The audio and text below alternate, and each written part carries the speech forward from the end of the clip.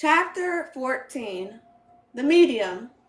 Our link to those who have traveled on. A medium is a person who can communicate with those who have crossed over into the spirit world. Their function is to be the links between two worlds. Our loved ones who cross over never go far, usually in the astral plane, and communication is always possible. Mediums are psychics who can talk to the dead, but the psychic reader and the medium are not the same. The distinct difference between the two is that they extract information from two separate sources. The psychic extracts information from source intelligence, and the medium must actually dialogue with the essence of the spirit, the ethereal or energetic self of the person who passed on. The spirit engaged in communication may be well adjusted and able to communicate, or may be confused, scared, and caught in a world between worlds. The medium has the difficult task of translating communication that may not always be clearly understood. The purpose of mediumship is to heal both the spirit and the person in the physical, and this can be done with care, concern. This must be done with care, concern, and caution. This spirit has not crossed over and suddenly become all-knowing and psychic. In fact, he or she crossed over with the same personality or as he or she had when he or she was in the physical. Don't expect Uncle Frank, who passed away, to start telling you your future. And don't be shocked when Uncle Frank makes the same jokes that you heard every year at the family's Thanksgiving table. In fact, that bad joke is evidential proof that we are indeed communicating with Uncle Frank. It may be true that Uncle Frank can see a little more than we can here in the physical, and also see things from a different perspective, but he does not become this profound being right away. The essence of Uncle Frank is still the Uncle Frank you knew. Uncle Frank can always progress and grow in the spirit world, but will always retain what you always knew and loved about him. My client Bob lost his good friend Gil, who passed away at age 50 from a heart attack. Gil was a long-time practical joker who loved to pull one over on his good friends. After Gil's passing, Bob couldn't believe the moments in his life where little jokes seemed to be played on him with no one there on the other end doing it. Then Bob would chuckle and think of one person, Gil. Even on the other side, his friend still had a wicked sense of humor. The Lightworker's clear channel.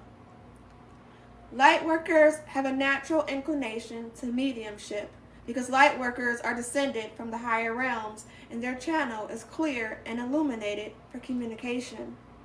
Many lightworkers experience spontaneous communication and may not understand what is happening. If you have ever spoken to a deceased loved one in a dream, smelled his or her perfume, or heard his or her voice in your head, you have spontaneously used your mediumship gifts.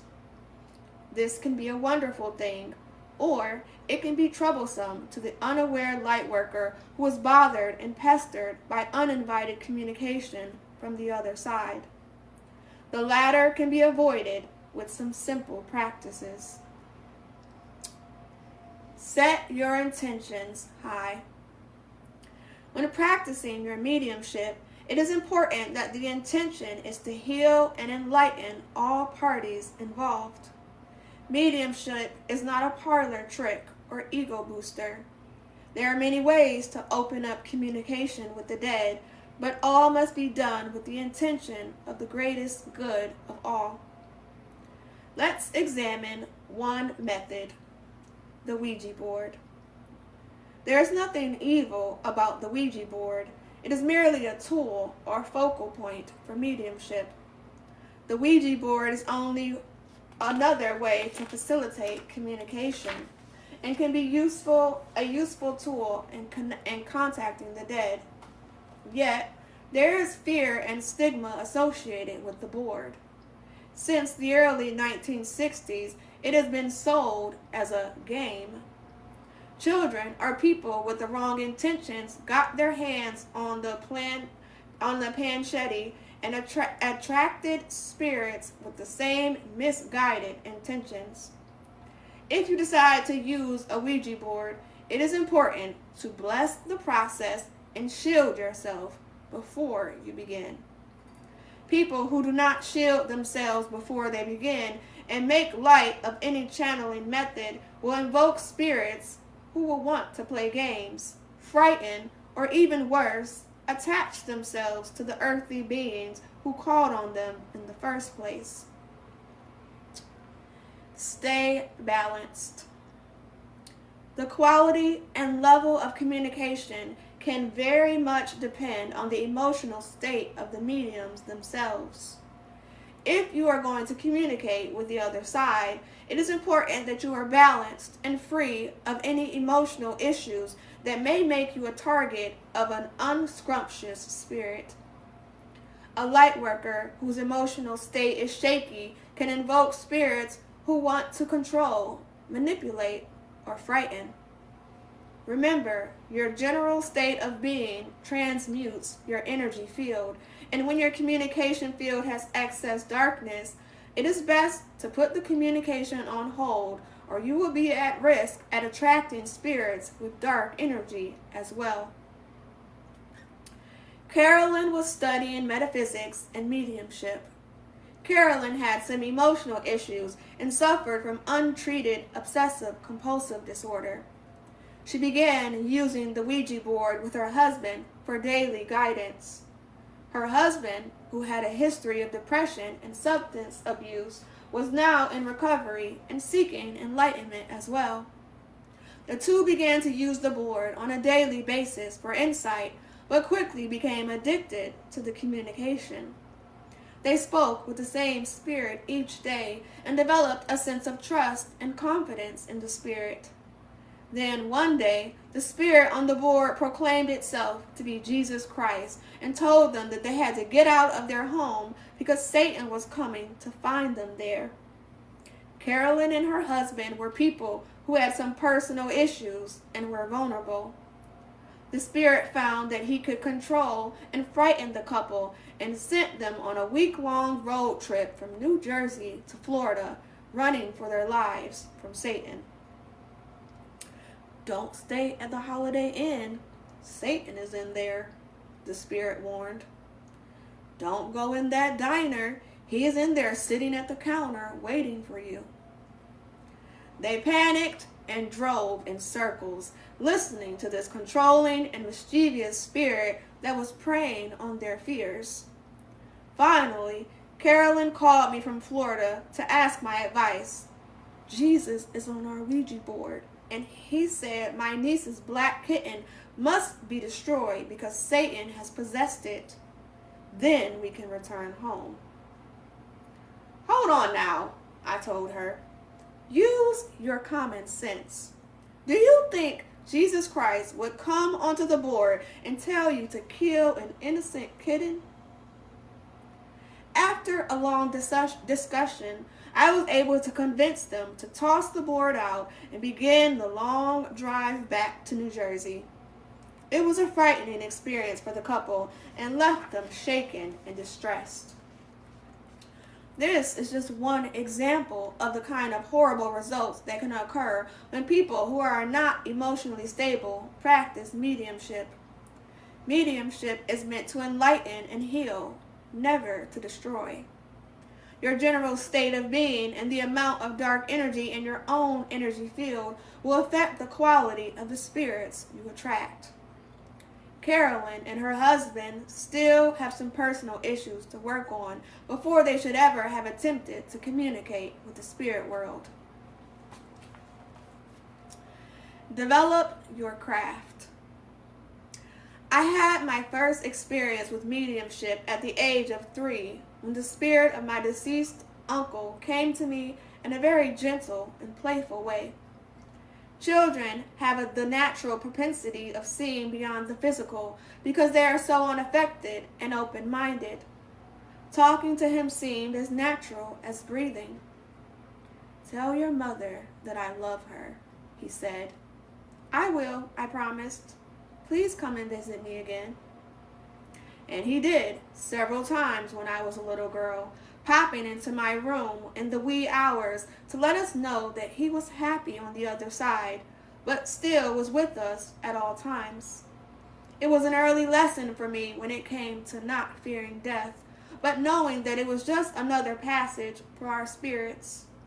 To me, as a child, all of this came very naturally and seemed like nothing unusual. Many children with imaginary friends could very well be communicating with loved ones who have passed on. As I got older, I began to think that hearing voices crying out for help in the night was not exactly normal. The voices would come with messages or just to make it known that they were with me. After a while, I considered these nightly visitors part of my routine. I'd close my eyes and sometimes wait to hear them, and I was disappointed on nights when I drifted off to sleep alone. Some of us are born with a natural inclination to mediumship, while others are called to it later in life and work to develop it. Whether you are a born medium or you work at it, you, as the instrument for the spirit, need to constantly exercise your gift. You cannot stop learning, and it is a skill that gets better with practice. Still, there are so many mediums out there professing to talk to the dead as easily as talking on a telephone, just like the cell phone commercial says that, "Can you hear me now?" Evidential mediumship. I've seen mediums face a large audience that includes people who are over 60. The medium will ask if someone lost a grandmother or aunt who went by the name of Rose. Now that was a very popular name 6 decades ago, and inevitably many hands will be lifted in the air. The medium will say that he or she can call up the Roses at will, which is rarely the case. By the way, be careful if a medium asks if Rose died in a sudden way. These generic questions are easy ones, and these type of readings should be approached with some caution. A true medium will get down to specifics and not speak in broad generalities. I prefer a medium who can bring to life the loved one on the other side with names, personality traits, and clear messages. The true medium can link to the person in spirit and bring evidential proof that he or she is indeed talking to who the spirit claims to be. Mediumship is serious business and requires training and specific techniques to bring the evidence through clearly. A born medium or not, there is never enough training or practice. The more you work on it, the better you get. I know a medium that at 20 was naturally very gifted and could give certain messages and personality traits. As she worked at enhancing her gift, she could reveal so much more in terms of details. Again, it's all about embracing your mediumship, finding what works best for you, and then developing it. The trance medium. There are 2 main types of mediums. I'll start with trance or physical mediums. This is when the spirit actually enters the body of the medium and conveys his or her message. This can be done in a group setting or private meeting. Many people even report seeing the medium's features actually transform and begin to look like the spirit that he or she is channeling. The people in the room can listen as the spirit speaks through the medium, but the medium has no or very limited memory of what was said. Author Jane Roberts practiced this in her Seth material. Seth is a spiritual teacher from the higher realms who spoke through Jane while she was in a trance. Seth's empowering messages literally launched the New Age movement in the 1960s, and Jane wrote many books from this knowledge. The mental medium. This is when the medium is fully aware of his or her surroundings, and messages come through telepathically or through any numbers of ways, such as seeing pictures, hearing voices, or even physically feeling what the spirit is trying to communicate. I've conducted many readings where I can see a spirit enter a room and then it will communicate his or her wishes.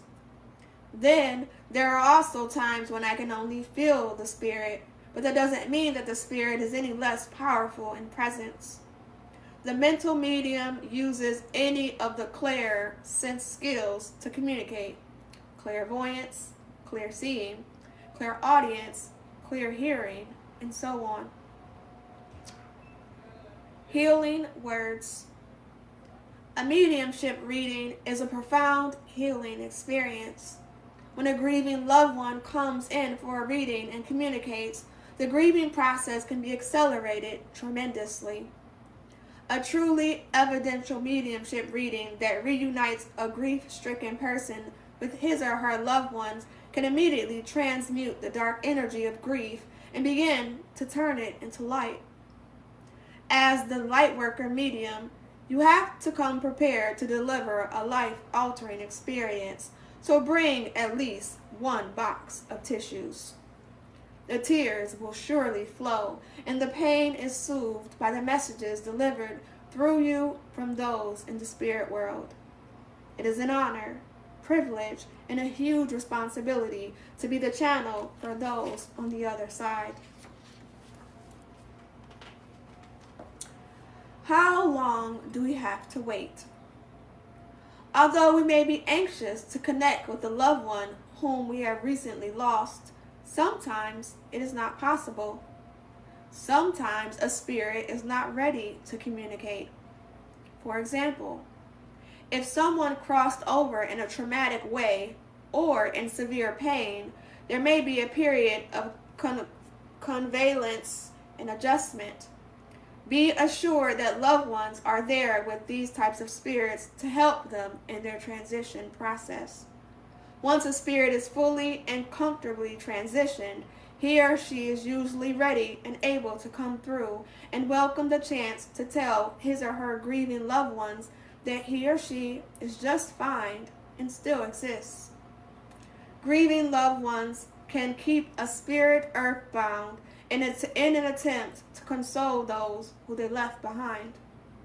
Many spirits do not want to carry on with their journey without making sure that their loved ones are okay. This is how a psychic medium can be of assistance to both the spirit and the ones left behind who are grieving, by delivering messages of evidential proof that their loved one has survived death. It's a partnership.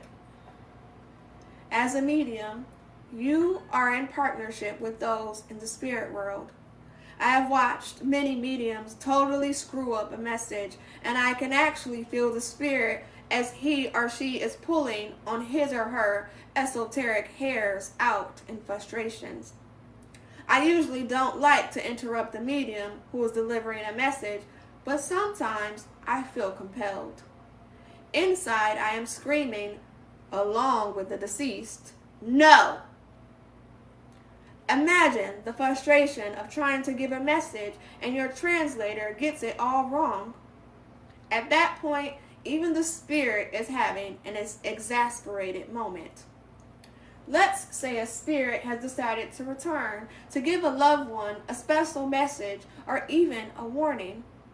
If the medium can't quite get that message right, then the spirit will certainly have to work harder in order to make up for the deficiencies of the medium. This can be frustrating for all parties. Just like the psychic reader, The medium has an ego, and the messages have to filter through. If the filter is not clear, it distorts the message. This is why it is so important to keep your humility while you practice your light work. If your ego gets too big, it will totally defeat the purpose of your role here on earth. Remember, you are just a humble messenger. A special language all your own. Being a good medium means creating a language all your own for spirits to communicate with you. This language consists of symbolisms, memories, feelings, or any number of images that you have stored in your own memory bank. Because you are the instrument for the spirit, he or she must work within your frame of reference in order for you to comprehend the messages. Because these spirits no longer speak our language and are communicating energetically, although words will come through, words are the medium's frame of reference.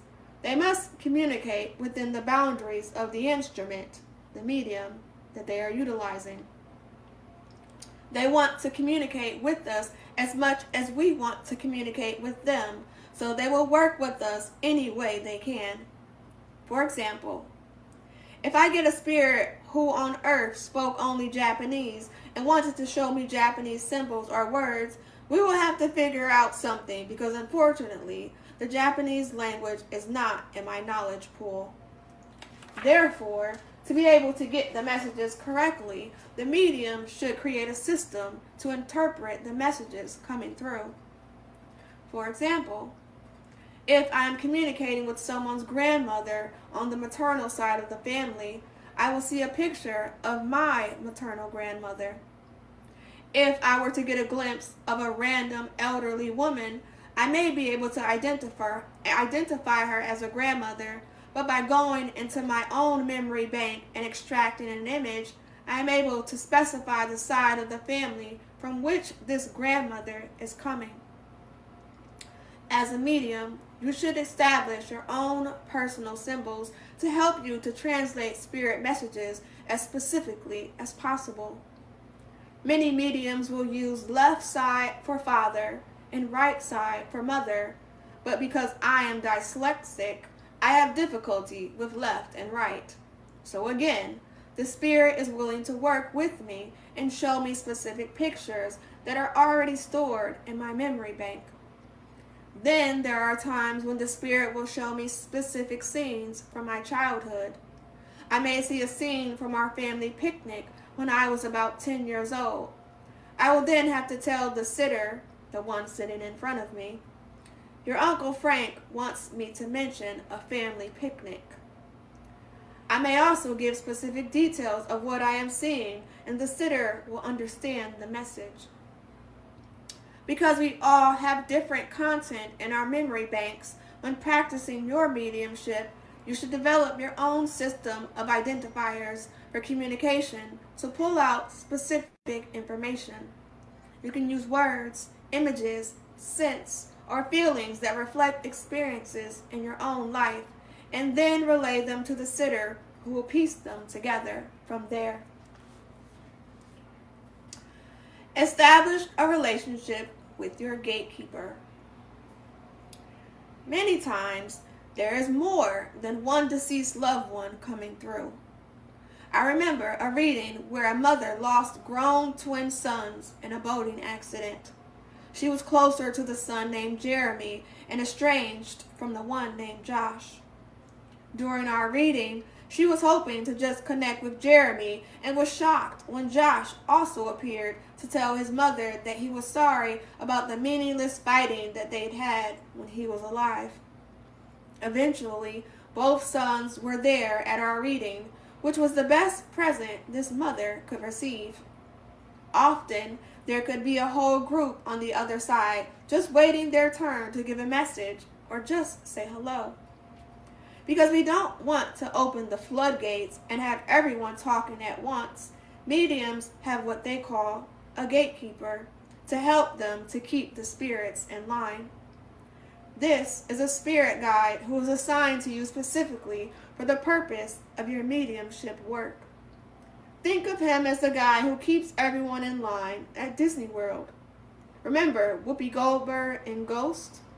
Obviously, she was not using her gatekeeper when her room was overwhelmed with spirits trying to talk, and she said, "We got spooks coming in from Jersey here." Your gatekeeper will also identify and bring through the strongest communicator of the group. Some spirits, just like any of us, have better communication skills than others.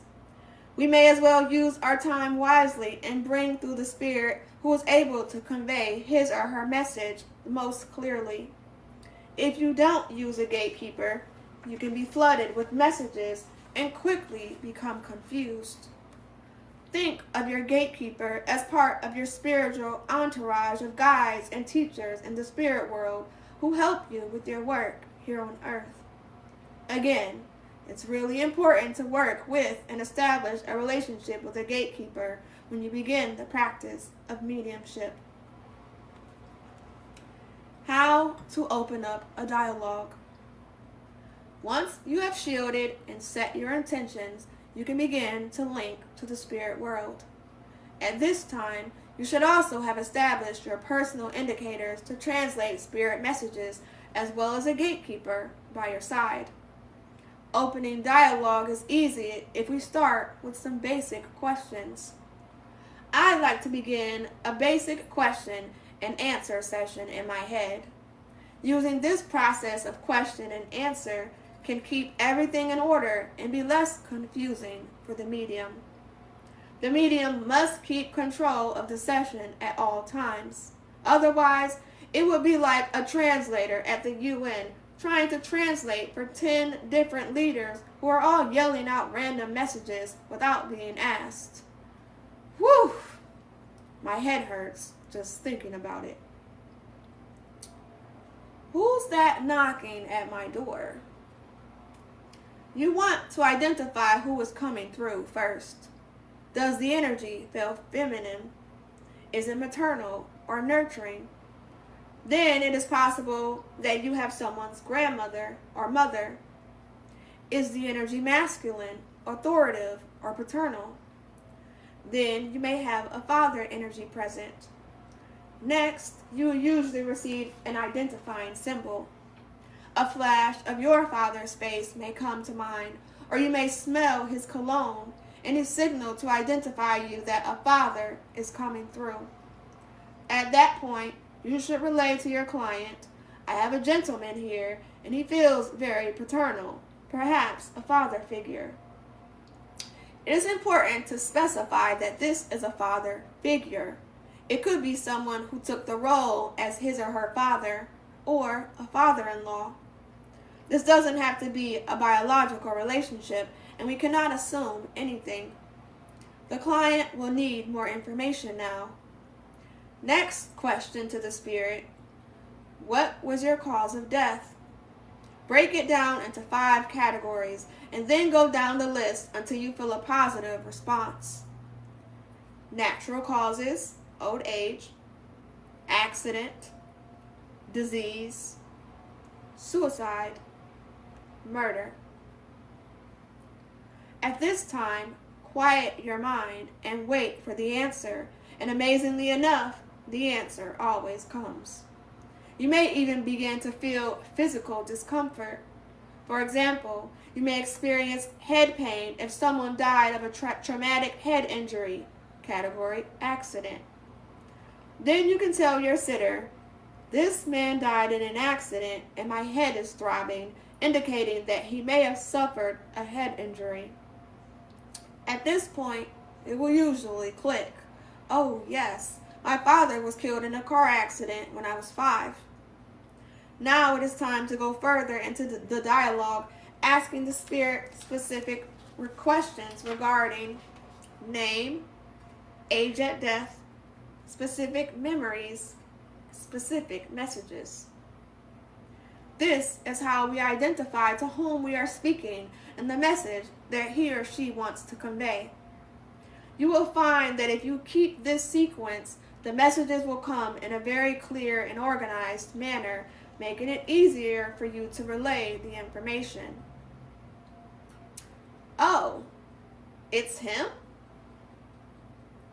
Your clients may not always get who they came to hear from. Our loved ones may not be available at any given time, and because many in the spirit world want to chit-chat, anyone could stop by and say hi. For example, my client Sylvia came to communicate with her beloved father and was elated when I told her that we had father energy present when we opened up our session. As I began to describe personality traits and give more details, her face changed. That doesn't sound like my father. I went deeper with more detail, and then she gasped, "That's my ex-father-in-law. I don't want to talk to him." Well, he wanted to talk to her that day, and that is who came through. Your sitter will not always get to communicate with who he or she came for, but I always tell him or her, you get what you get, and don't be upset. There are many ways to be able to identify who is trying to come through. You can also relay personality traits of the spirits to your clients by paying attention to how you are feeling during the reading. Do you feel agitated, jovial, stern, or sad? This is most likely an indicator of the spirit with whom you are linking. I may say, there is a gentleman here, and I'm feeling very impatient, like he wants to get through and right away. Then the sitter may say, yes, my ex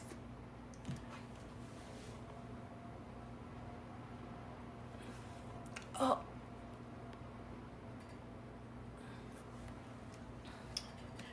Then the sitter may say, yes, my ex-father-in-law was quite impatient and never liked to wait for anything. Don't let the tail wag the dog. I remember one client who was in her 90s and wanted to talk to a group of ladies with whom she used to play cards when they were young mothers and housewives. We sat down and talked about a few particulars of her card games, but it didn't take more than a minute or two before the room was flooded with ladies rushing in to talk about their families, their love for each other, and who won that big tournament game back in 1962. The point is that spirits can be persistent at times, but the medium should never allow those present on the other side to take over a session, or your life for that matter. Mediums who tell of spirits popping up in grocery stores and out of closets are not managing their mediumship gifts properly. Just because you have a gift to communicate with the dead does not mean you are entitled to have a life that is free, that you aren't entitled to have a life that is free from disruptions. As the instrument for communication, a medium must be protected and shielded in order to not become exhausted. If you are an instrument for spirit communication, treat yourself like a valuable instrument. It's the only way that you will have the stamina to keep up with your work. Those on the other side will wait if they need be, although they'll give it a good try to get your attention. I'll never forget Fred, who was a longtime suitor of a woman named Joyce. Fred wouldn't leave me alone around Valentine's Day because he simply needed to profess his love for Joyce one more time. Finally, during our reading, Joyce laughed when I told her about Fred and admitted that she had always had a bit of a secret crush on him too. That was all Fred needed to hear. He was at peace, and Joyce was smiling.